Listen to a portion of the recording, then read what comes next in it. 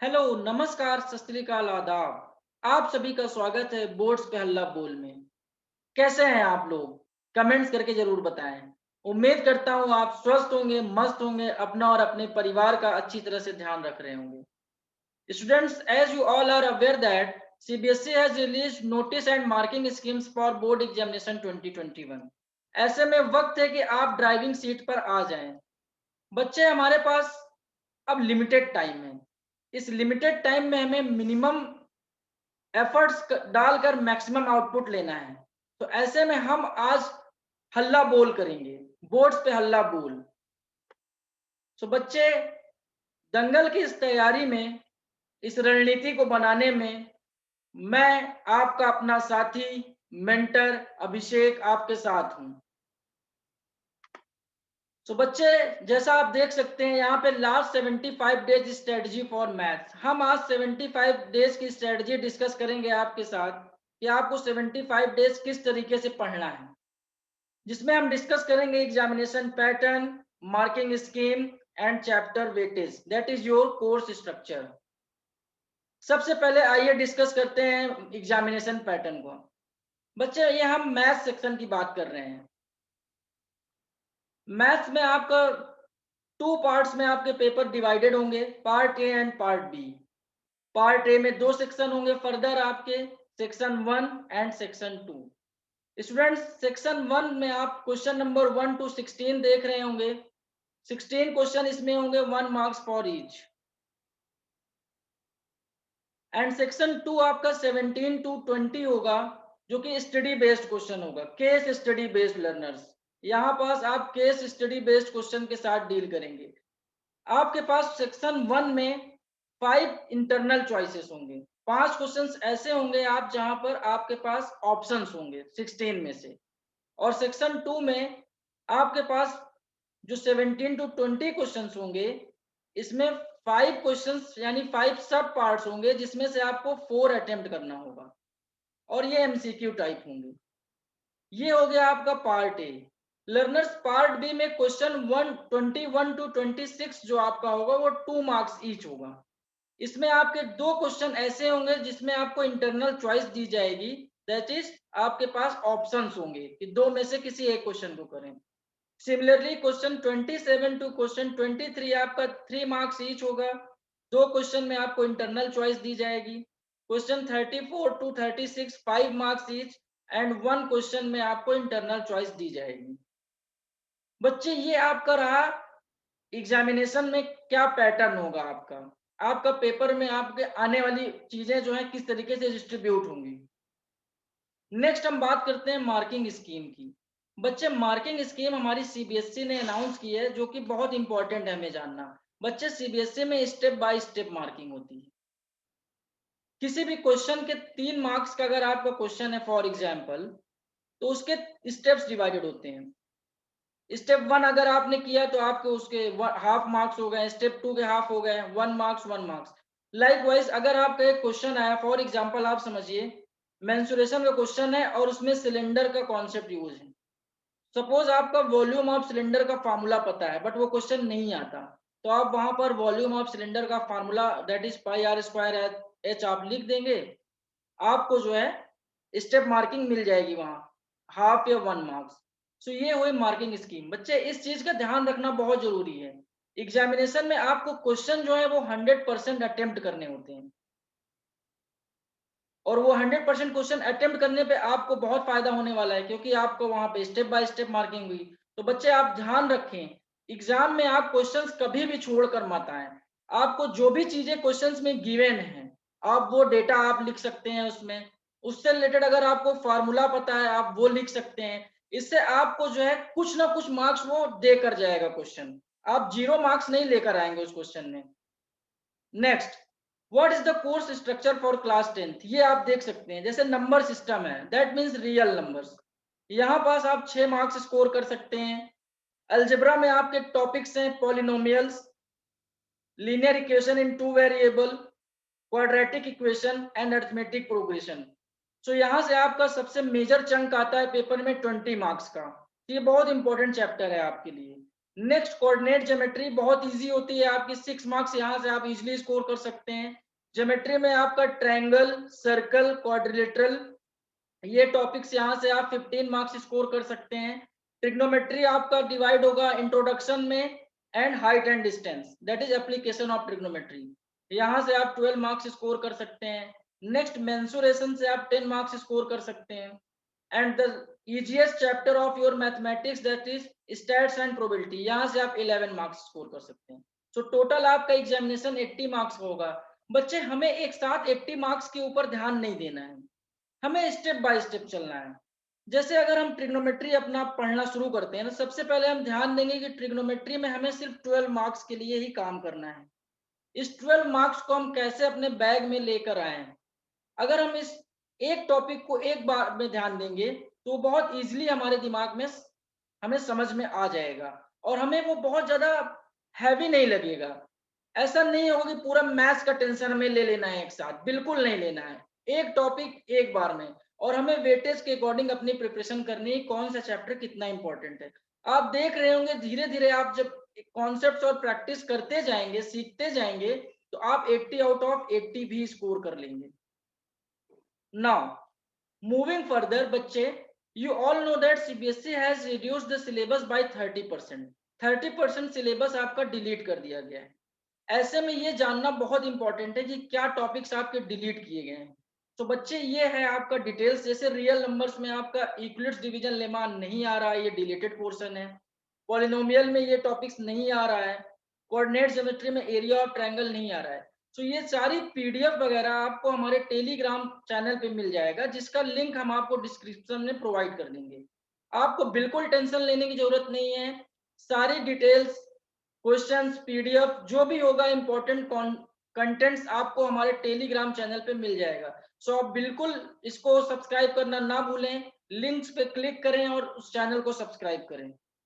ये भी आप देख सकते हैं स्टैट्स है आपका, यहाँ पे ये चीजें डिलीट हो गई हैं, या प्रोबेबिलिटी में कुछ भी डिलीट नहीं हुआ है, तो इसके अकॉर्डिंग आप तैयारी कर सकते हैं। ये सारी पीडीएफ आपको चैनल पे मिल जाएगी। मूविंग फर्दर बच्चे, ये बहुत इंपॉर्टेंट है, स्ट्रेटजी का सबसे इंपॉर्टेंट पार्ट है हमारा WWH। ये हम आज आपसे डिस्कस कर रहे होंगे।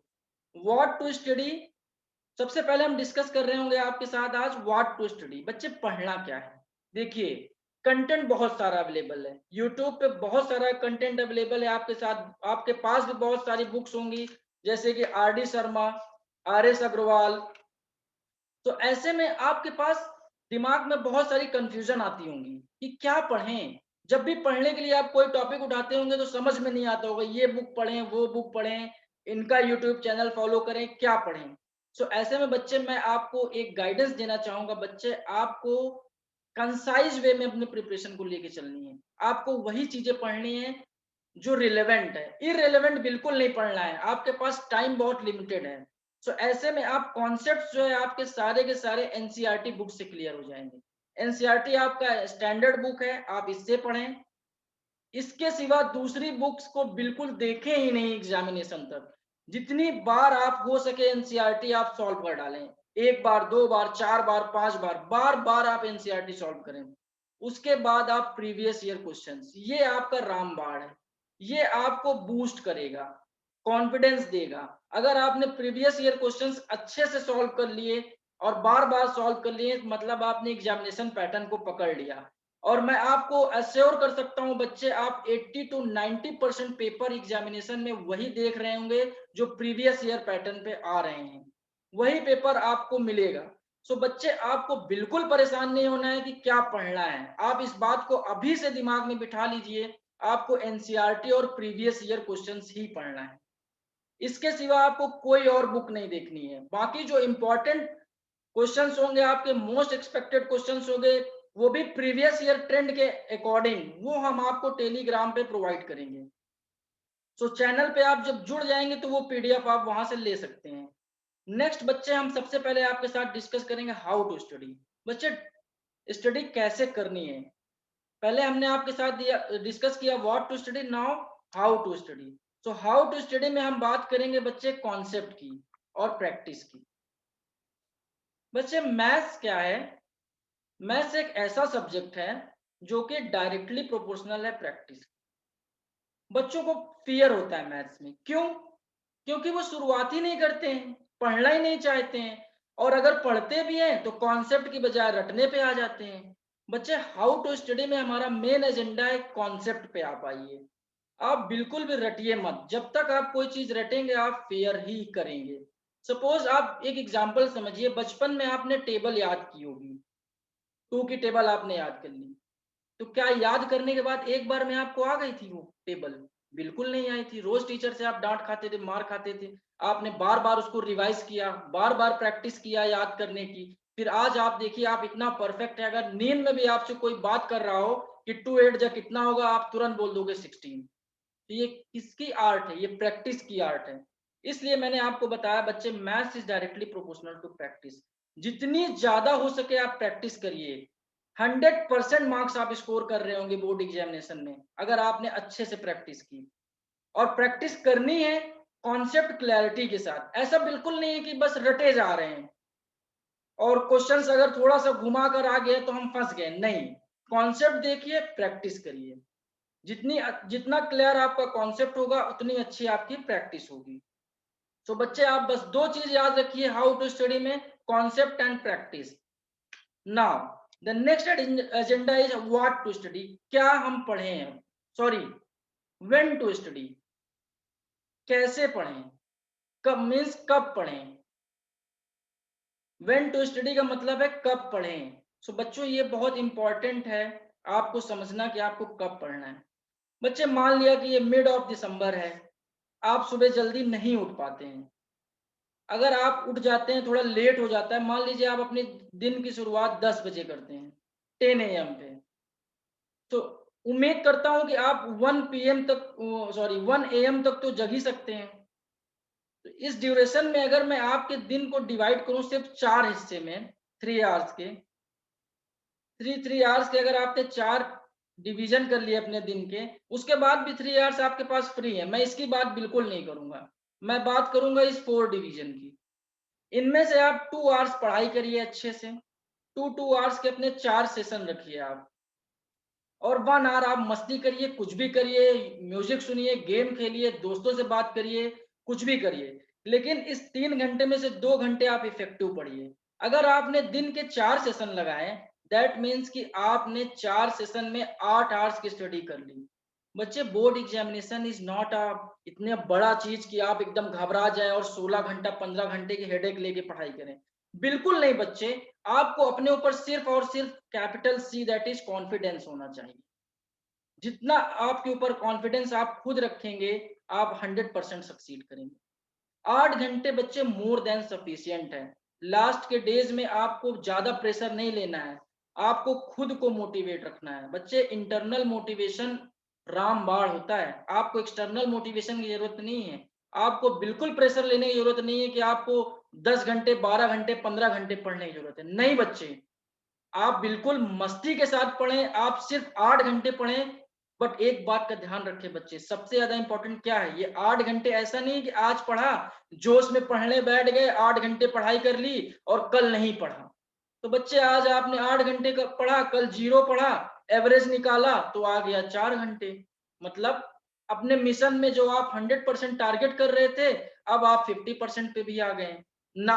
ऐसा बिल्कुल नहीं करना है बच्चे। आप एक बात दूसरे सी के ऊपर ध्यान देना है, दैट इज कंसिस्टेंसी। कंसिस्टेंसी बहुत जरूरी है। एक कॉन्फिडेंस होना चाहिए, कंसिस्टेंसी होनी चाहिए, और आपके अंदर खुद एक इंटरनल मोटिवेशन होनी चाहिए। अगर आपके अंदर कंसिस्टेंसी नहीं है, डिसिप्लिन नहीं है, तो आप बिल्कुल सफल नहीं हो पाएंगे अपने लक्ष्य को लेकर। तो आप इस बात का जरूर ध्यान देना कि आपको ज्यादा नहीं पढ़ना है, कम पढ़ना है, लेकिन सॉलिड पढ़ना है।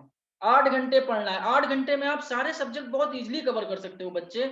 अगर मैं बात करूं मैथ्स की, कि कुछ बच्चों के मन में सवाल होगा मैथ्स कितने घंटे पढ़ें, तो बच्चे मैं आपके लिए एक अपना बैच लेकर आ रहा हूं, that is Dangal a series for 10th boards. वो रेगुलर क्लासेस आपके पास आती रहेंगी, तो वो आप क्लास करिए, वहां से आप कॉन्सेप्ट क्लियर करिए, हमारे साथ प्रैक्टिस करिए।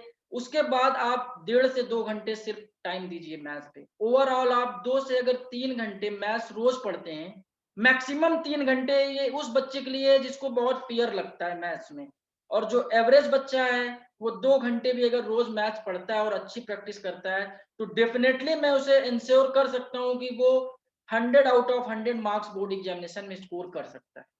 सो बच्चे व्हेन टू स्टडी, ये मैं रिजिड नहीं कर रहा आपके लिए, ये आप फ्लेक्सिबल हो, बट आप अपने दिन को ऐसा डिवाइड करो कि आप एटलीस्ट 8 आवर्स निकाल रह सकते हो आसानी से।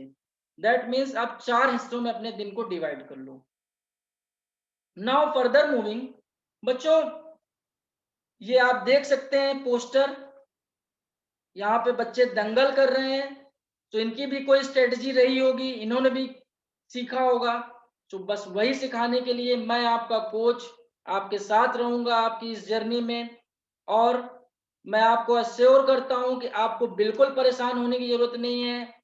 आप अच्छे से अपने प्रिपरेशन को करें, बिल्कुल घबराएं नहीं, सब कुछ अच्छा होगा।